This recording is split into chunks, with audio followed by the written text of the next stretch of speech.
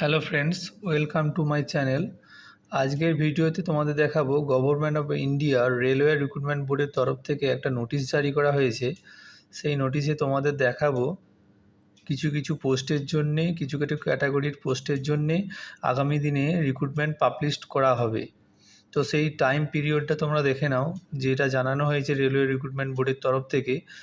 জানুয়ারি two মার্চের মধ্যে ALP ক্যাটাগরিজদের একটা রিক্রুটমেন্ট পাবলিশ করা হবে, ঠিক আছে। আর এপ্রিল থেকে জুনের এই টাইম পিরিয়ডের মধ্যে টেকনিশিয়ানস যারা রয়েছে তাদের জন্য রিক্রুটমেন্ট পাবলিশ করা হবে।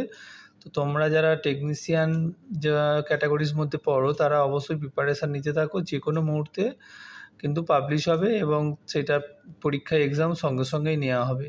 আর জুলাই টু সেপ্টেম্বরের মধ্যে non technical popular categories graduate যারা আছো লেভেল 4, 5, 6 এই লেভেল, এবং non technical popular categories under graduate যারা আছো, যারা লেভেল 2 অ্যান্ড 3 এর মধ্যে পড়ো, এবং জুনিয়র ইঞ্জিনিয়ার এবং প্যারামেডিক্যাল ক্যাটাগরিজ যারা আছো, অর্থাৎ যারা ডিএমএলটি বা বিএমএলটি জাতীয় যারা প্যারামেডিক্যাল ক্যাটাগরিজতে পড়ো তাদের জন্য জুলাই টু সেপ্টেম্বরের মধ্যে রিক্রুটমেন্ট পাবলিশ হতে চলেছে।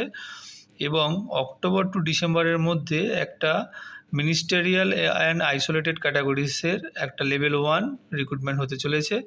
তো বন্ধুরা, এই রিক্রুটমেন্টটি কবে কোন ওয়েবসাইটে দেওয়া হবে সেইটা জানতে অবশ্যই চ্যানেলটি সাবস্ক্রাইব করে রাখুন এবং পাশে থাকা বেল আইকনটি প্রেস করে রাখুন।